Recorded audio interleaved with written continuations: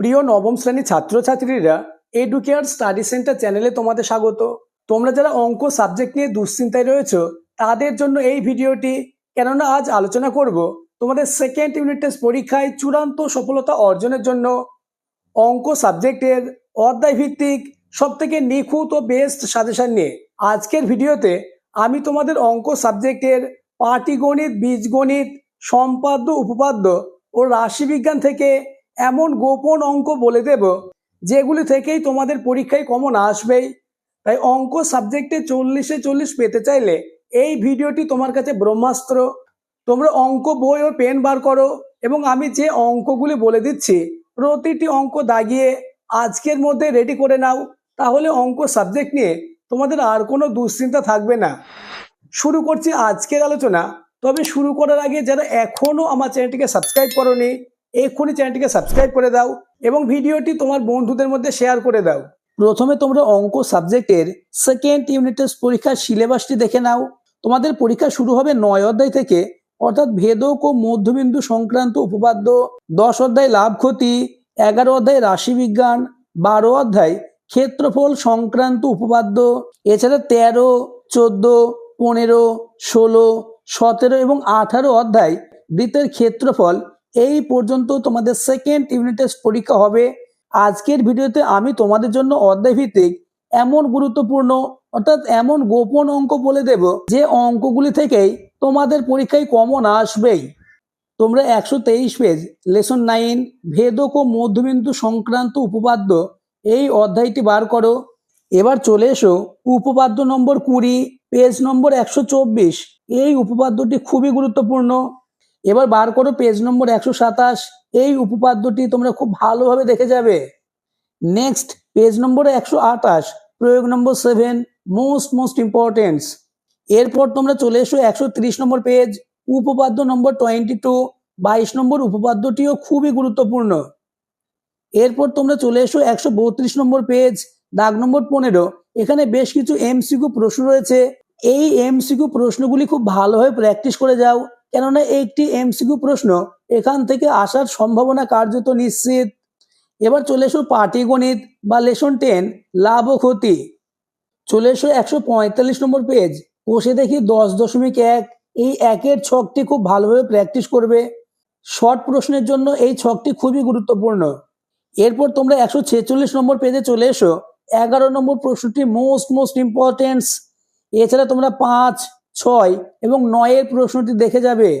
এরপরে চলে এসো কষে দেখি 10.2 পেজ নম্বর 150 দাগ নম্বর 4 এমসিকিউ প্রশ্নগুলি প্র্যাকটিস করবে। দাগ নম্বর 5 5 দাগের 4 এবং 6 মোস্ট ইম্পর্টেন্স। তাছাড়া 1 এবং 2 এর প্রশ্নটিও দেখে যাবে। এবার বার করো লেসন 11 অর্থাৎ রাশিবিজ্ঞান।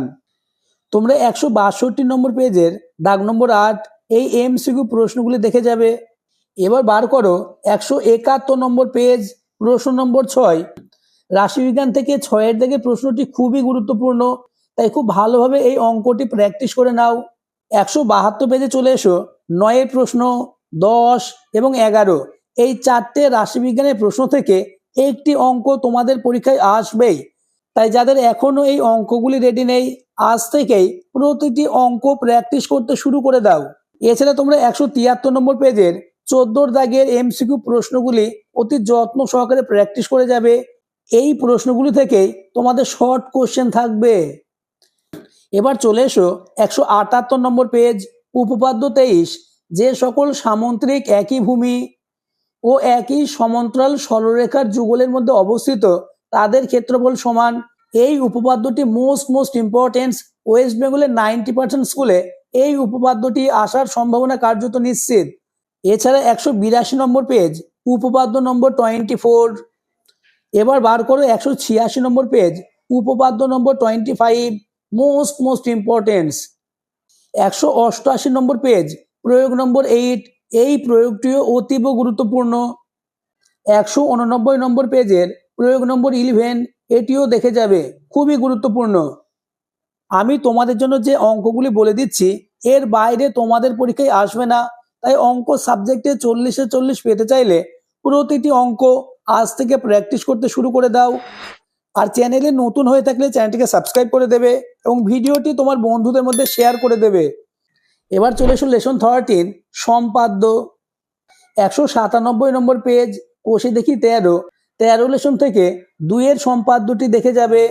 3, 4 এবং 5, 2-এর এবং 5-এর সম্পাদ্যটি মোস্ট ইম্পর্টেন্স। এবার চলে এসো 14 লেসন সম্পাদ্য চতুর্ভুজের সমান ক্ষেত্রফল বিশিষ্ট ত্রিভুজ অঙ্কন।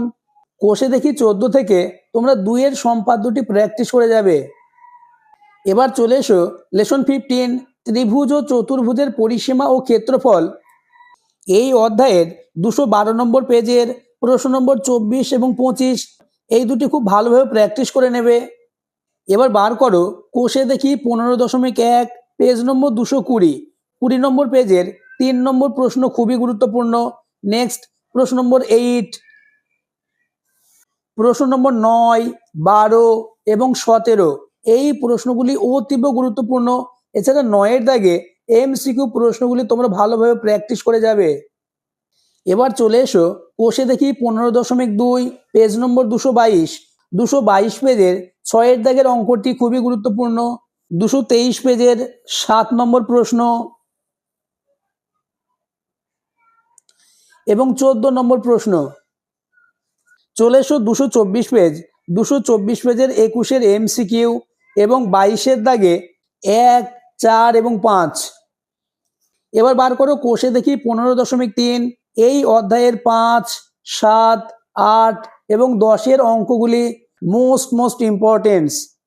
পেজ নম্বর 226 প্রশ্ন নম্বর 16, 17-এর এমসিকিউ প্রশ্ন এবং 18-এর দাগের 2, 3 এবং 5। এবার চলে এসো 16 লেসন বৃত্তের পরিধি। 16 লেসনের প্রশ্ন নম্বর 6 এবং 7। এছাড়া 13-এর প্রশ্নটি মোস্ট ইম্পর্টেন্স এবং 19-এর এমসিকিউ প্রশ্নগুলি দেখে যাবে। 20-এর দাগে সংক্ষিপ্ত উত্তর ভিত্তিক প্রশ্ন, 20-এর দাগের 1, 4 এবং 5। 17 লেসন সমবিন্দু সংক্রান্ত উপপাদ্য। এই অধ্যায়ের 234 নম্বর পেজ উপপাদ্য নম্বর 27 ত্রিভুজের বাহুগুলির লম্ব সমদ্বিখণ্ডক 3টি সমবিন্দু মোস্ট ইম্পর্টেন্স। এছাড়া উপপাদ্য নম্বর 29 ত্রিভুজের কোণগুলির অন্তর সমদ্বিখণ্ডক 3টি সমবিন্দু। চলে এসো 240 পেজ প্রয়োগ নম্বর 4 খুবই গুরুত্বপূর্ণ। 242 নম্বর পেজ উপপাদ্য 30 ত্রিভুজের মধ্যমা 3টি সমবিন্দু। এবার চলে এসো তোমাদের লাস্ট অধ্যায় বৃত্তের ক্ষেত্রফল। সে দেখি 18 এই অধ্যায়ের প্রশ্ন নম্বর 2, 4, 5 এবং 6 মোস্ট ইম্পর্টেন্স। এছাড়া এই অধ্যায়ের 10 নম্বর প্রশ্ন নম্বর 18, 21, 24 এবং 25 আলোচিত প্রতিটি অঙ্ক খুবই গুরুত্বপূর্ণ। তাই প্রত্যেকটি অঙ্ক তোমরা আজকের মধ্যে প্র্যাকটিস করে নাও, তাহলে অঙ্ক সাবজেক্টে 40-এ 40 হবে তোমার হাতের মুঠোয়। আর আলোচিত অঙ্কগুলি কি তোমার রেডি আছে তা আমাকে কমেন্টে জানাবে, বা এই অঙ্কগুলির মধ্যে তোমাদের কোচিংয়ের স্যার বা স্কুলের স্যার কতগুলি বলে দিয়েছে তা আমাকে কমেন্টে জানাবে। আবার বলবো, যারা এখনও আমার চ্যানেলটিকে সাবস্ক্রাইব করোনি এক্ষুনি চ্যানেলটিকে সাবস্ক্রাইব করে দাও এবং ভিডিওটি তোমার বন্ধুদের মধ্যে শেয়ার করে দাও।